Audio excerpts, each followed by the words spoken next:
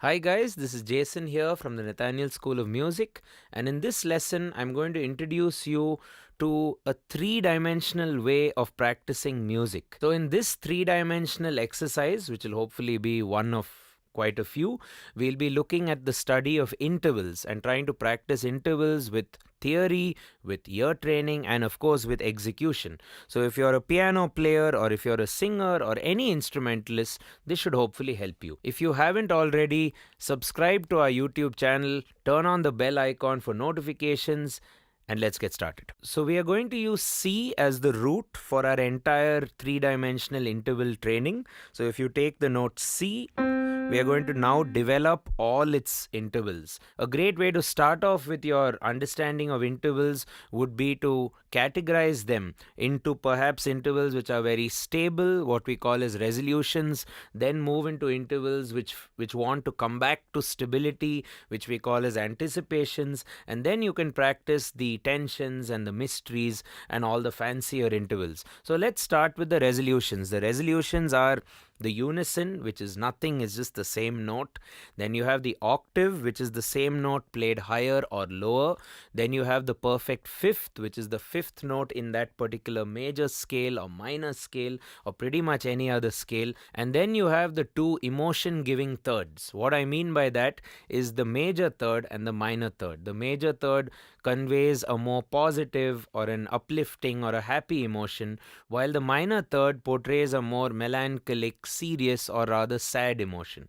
Okay, so let's look at the note C, and the way to practice this exercise is to sing it before you play it. That's what I mean by a three-dimensional approach. So you may know that the octave of C is C, but you may not know it with your voice, and thus you may not know it with your mind or your ears. So your ears first have to know it. You first have to acknowledge what it is inside you and then bring it out. For a piano player, we always tend to know it more than hear it, right? So you may know that the octave of C is C. In fact, my finger is suggesting that there, my pinky, but I'm not going to play it. I'm going to play the first one, C, and then sing the octave, which is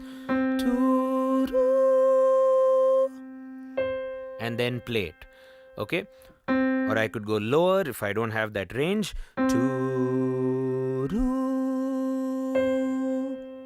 And then I play the piano to see if my answer is in fact right. So this is also a nice way to train your vocal ability or to improve your singing. It really helps me, for instance, right? The other thing you could try is to go an octave below the root. So if you go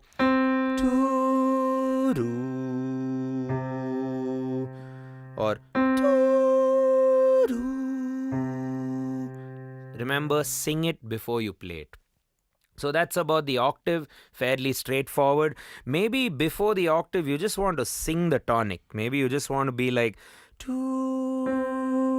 just align with the piano, get the root into your head. Also in India, we call it as sa. Okay, so you also have the other resolutions now to deal with. The fifth, which is the perfect fifth, we call it. So from C, one step up, which is the 2, the 3, the 4, and the 5. So I'm not going to play it. I'm going to sing it and then play it. So you go and then you play it to test. Lower fifth, upper fifth, and then lower fifth. Right? So you may not be getting it right all the time, right? And that's what you're going to figure out on your instrument. So you need to keep trying it.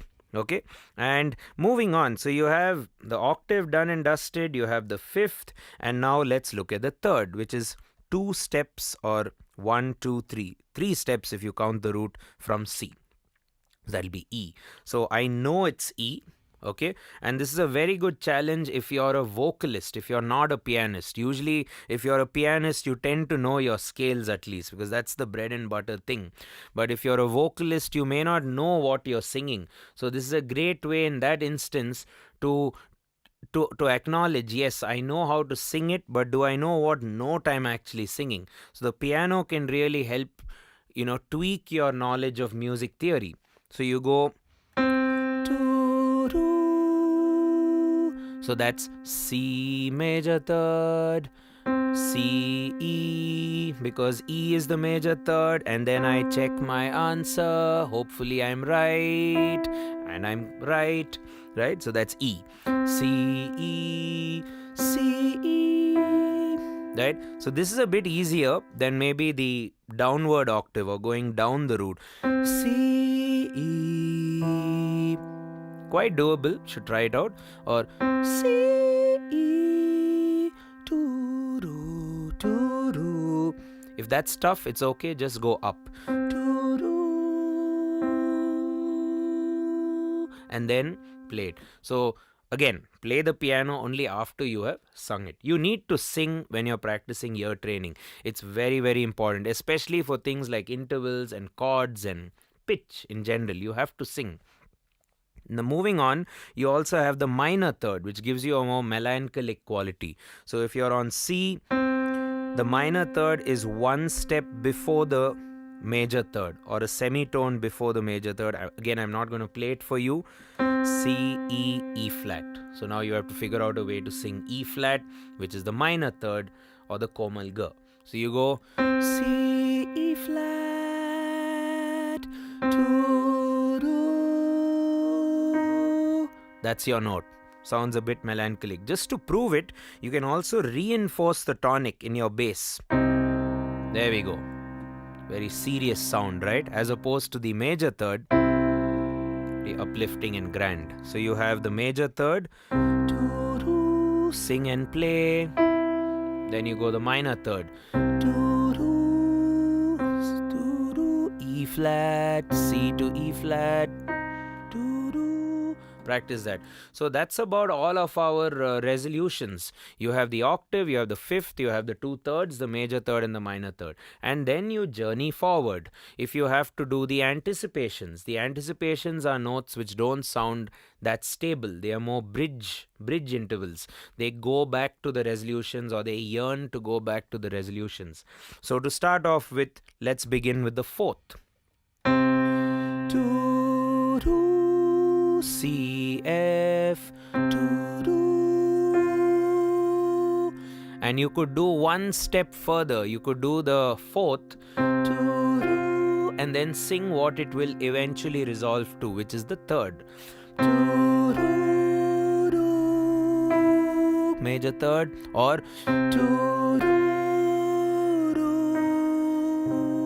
minor third. You could even do perfect fifth. It's also quite nice, but generally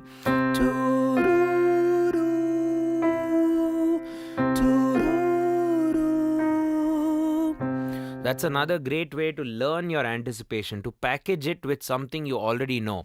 The second, very easy, the major second. Again, sing it and then play it.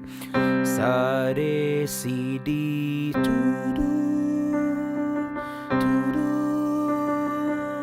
right? Again, it has a kind of an unstable quality. It's not annoying, but it's unstable. It's just like a journey, And then we also have the flat seventh. How do you build a flat seventh? It's the normal major seventh, that one, B, going down to B flat. Minor seventh or dominant seventh or flat seventh, if you will, you go down from the major seventh by one step. So again, sing it before you play it. There we go. C, B flat, minor 7, and that resolves down to the major 6th generally, or the minor 6th. Minor 6th. Right? Which are the other intervals you need to now learn? Major 6th, minor 6th, A flat with respect to C, C to the A flat's the minor 6th, C to A, and then play it to check if your answer is right. Right, guys? So these are all your sort of anticipations or mysteries, if you will. You don't know what they really are. So that's your fourth going to third. Then you have the second. Then you have the flat 7, in this case B flat with respect to C. And then you have the A, which could either be a resolution or it could be an anticipation. It could come down to the 5th, which is even more stable, which is example, way up high, somewhere over the rainbow, or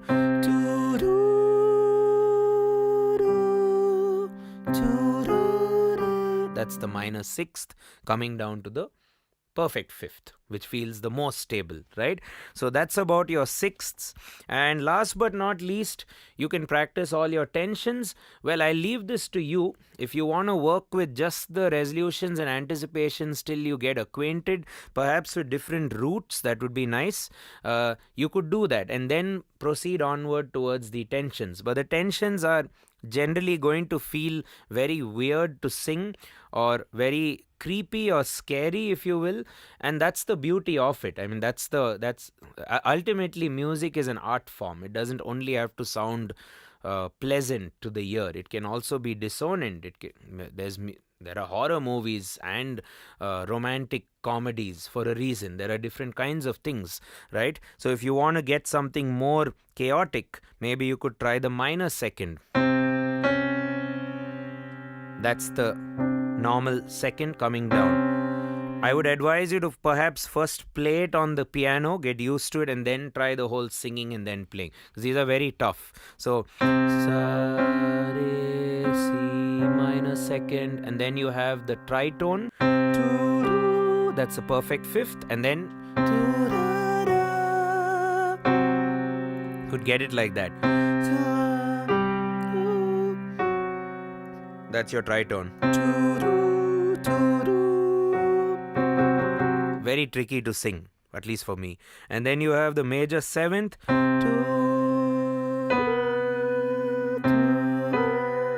Again, very weird.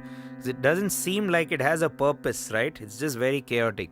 And that's what's awesome about these. So you have minor 2, tritone, major 7th, and so on. These are every single interval in music. So the whole objective behind this lesson, as I mentioned at the beginning, is to develop a 3-dimensional way towards practicing your music. You have to know your theory in order to do this exercise, right? And there is no kind of app which you need. There are a lot of apps which try to teach you these things. I mean, this is an old school way, and I think it works really well, if you ask me. So all you have to do is look at the 3 dimensions. One is you need to know what you're doing, need to know what interval you're trying to conquer, whether it's a resolution, anticipation, or tension. And then you need to kind of play the root, and then you need to know it with your voice and your ears combined, get it out in the open, and then check on the piano if your answer is in fact correct or wrong. And I'm quite sure that if you practice this hard, regularly and diligently, you're going to really crack this. And how does this also train your theory? We've not looked at theory, perhaps because we started on C, which is usually a pianist's best friend. So start on another note, start on E flat, right? And now practice the same intervals. Perfect 5th, now you may know how to sing it, which is what now? Now you need to know what is the perfect 5th of E flat, which is B flat, E flat to B flat, and then you need to know your minor 6th. I know it's that, but then how do I find that? I need to know my theory quite well. So that's la da, which is E flat to C, that's a major 6th, and then you come down a step to give you either B, or officially they call it C flat for some theoretical reason. So E flat, C flat, or B, that's your minor 6. So you're getting that emotion which you're hunting for, but you're also trying to rectify your theory if it's a bit sluggish for certain keys which you may not have practiced that often. Right, guys, so this was an exercise on three-dimensional music practice where you're trying to train your ear, your theory, and your instrument chops slash singing ability all at the same time. Hope you found the lesson useful. Have fun practicing, and in the comment section, if you have any questions or doubts, do let us know, and we will try and respond to each one of them as best as we possibly can. Again, this is Jason here from the Nathaniel School of Music. If you haven't already, please like, share, subscribe, and all those nice things you can do for our video. Share it around and stuff like that. Cheers.